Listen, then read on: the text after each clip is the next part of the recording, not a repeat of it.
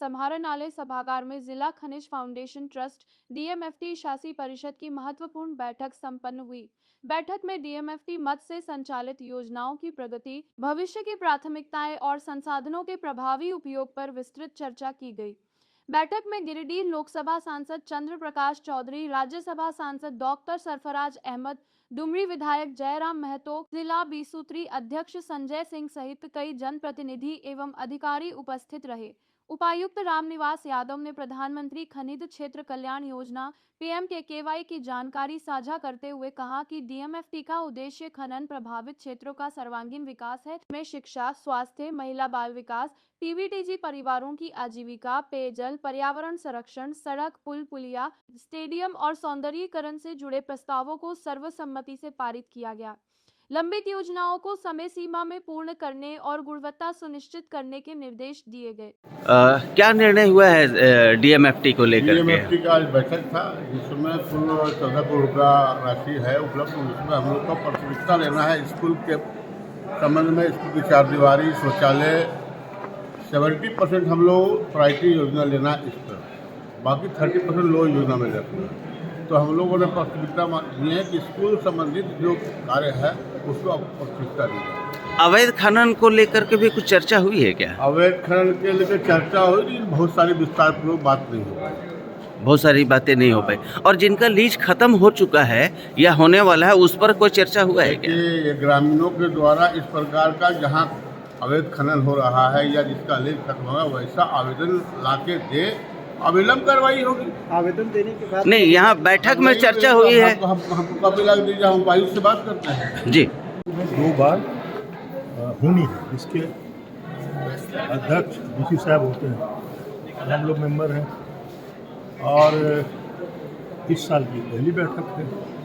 जो fund allocation होते हैं इसमें जो रॉयल्टी एक्सेस के पैसे जो माइनिंग एरिया से भारत सरकार के द्वारा हमारा हिस्सा आता है, उसमें उसको कैसे इस्तेमाल करें, कैसे खर्चा करें, कहाँ करें, जो प्रायोरिटी के हिसाब से पूरी लिस्ट है उसी की चर्चा है। जी सर, और भी सर, जो जिले में अवैध रूप से जो संचालित हो रहे हैं पत्थर के उत्खनन जो हो रहे हैं, तो उस पर भी कुछ निर्णय हुआ है क्या? उस पर निर्णय नहीं हुआ। मैंने ये बात उठाई है हरी मीटिंग में कि पूरे जिले में 20 से 30 खनन अवैध रूप से हो रहे हैं पत्थर का। इसकी जानकारी डीसी साहब के संज्ञान में दिया है। बोले कि हमको लिस्ट आप दे दीजिएगा, हम जांच करवाते हैं।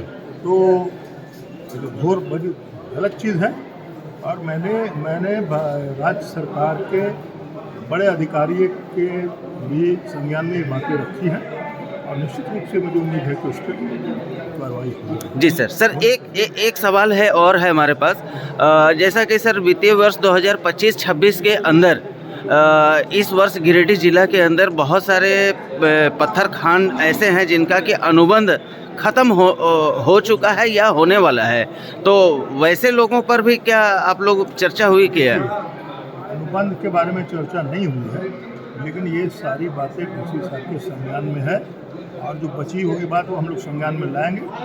यहाँ घोर अनियमितता हो रही है पत्थर के लीज आउट करने में या बिना लीज के खदान चलाने में, तरह की बातें हो रही हैं। इस पर निश्चित रूप से कार्रवाई होनी चाहिए, ये इसकी चर्चा हुई है। जी सर, थैंक यू सर।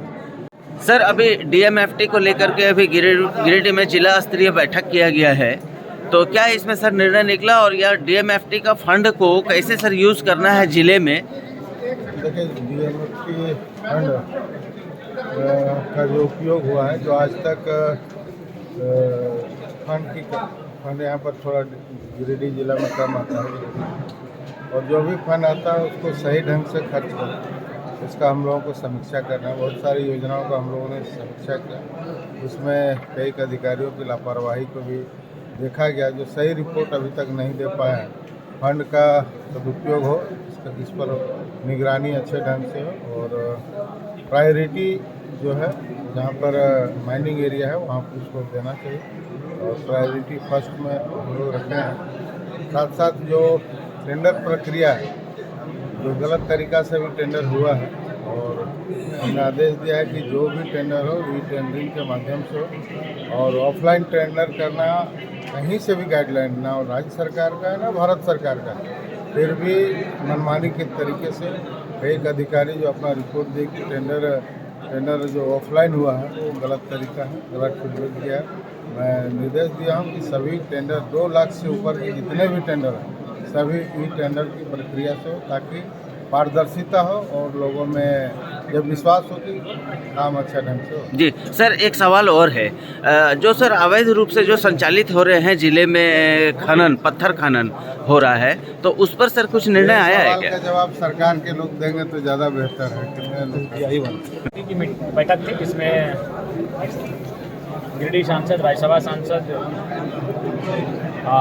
और मेरे भी उपस्थिति रही, बाकी विधायक हालांकि अनुपस्थित रहे, बाकी बहुत सारे अन्य जनप्रतिनिधि भी थे और लगभग जिला स्तर के सभी पदाधिकारी, उपायुक्त समिति। सबसे पहले पुरानी योजनाओं पे चर्चा हुई। 2023-24 बहुत सारी योजनाएं लंबित हैं, कई योजनाएं जिनका अभी तक टेंडर भी नहीं हो पाया है, तमाम स्वीकृति होने के बाद भी, तो उन पर भी जो संबंधित पदाधिकारी हैं उनको उपायुक्त ने फटकार लगाई, सांसदों ने भी फटकार लगाई और उनको निर्देश दिया गया अगर आपसे काम नहीं होता है तो ऐसे काम ना लेने का जिम्मा ही ना लें। उसके बाद अभी वर्तमान में कौन सी योजनाएं चल रही हैं और इसके बाद जो आगे भविष्य है उसमें किस प्रकार की योजनाएं होंगी, किनको प्राथमिकता दी जाएंगी, उसी पर बात। और दूसरा चीज, DMFT फंड से जो विकासात्मक कार्य किए जाते हैं जिले में, क्या उस पर भी चर्चा हुई है? जी, उन पर भी चर्चा हुई है, मुख्य रूप से उन्हीं पर चर्चा हुई है। तो क्या उसमें निर्णय निकल के आया है? निर्णय यही निकल कर आया कि जो प्रायोरिटी होंगे जो उनको कार्य किया जाएगा, क्योंकि अनुशंसा तो बहुत सारे आए, जैसे हमको लगता है 450 अनुशंसा हुआ, इसमें तो 350 अनुशंसा सिर्फ हम अकेले ही हैं। अच्छा।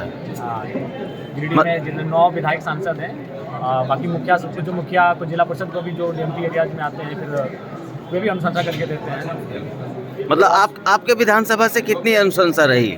हम तो अकेले 350 दिए हैं, टोटल 450 हुआ है, यानी 100 पूरा गिरिडीह जिला मिलके दिया है, 350 हम अकेले दिए हैं। जी जी, क्योंकि सभी जानते हैं कि अनुशंसा होना अलग बात है, लेकिन गिरिडीह जिला में DMT का जो मत है वो काफ़ी कम है। तो विधायक जी, क्या लगता है इस फंड से आपके विधानसभा को कितना लाभ मिल सकता है? नहीं, योजना राशि ही नहीं, गिरिडीह जिला में DMT है ही नहीं, 7-8 करोड़ है तो उससे क्या होगा? मान के चलिए 6 विधानसभा पढ़ते हैं, अगर मान के चलिए बहुत सारे विधानसभा है जहाँ अगर खनन से प्रभावित नहीं भी है, तो अगर इसका अगर बंटवारा भी किया जाए तो कितना होगा? 1.5 करोड़, 1.25 करोड़, मतलब 1 करोड़ का मतलब काम आप करवा सकते हैं DMT से। जी, बहुत बढ़िया।